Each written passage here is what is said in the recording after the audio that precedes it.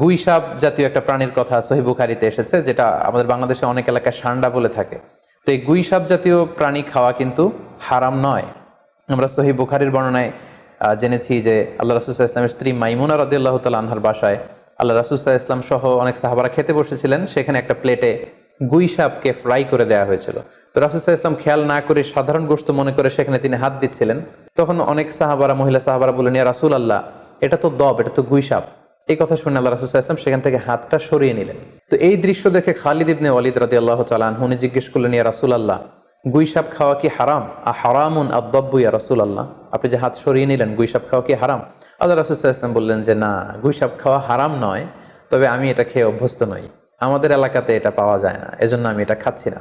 তাহলে বোঝা গেল এক্ষেত্রে এটা রুচির সাথে সম্পৃক্ত। সো গুই সাপ হালাল বলে যে গুই সাপ আমাদেরকে খেতে হবে, সান্ডা আমাদেরকে খেতে হবে, এমন কোনো কথা নেই। আপনার যদি রুচিতে কুলায় আপনি খাবেন, আর রুচিতে যদি আপনার না আসে তাহলে আপনি খাবেন না।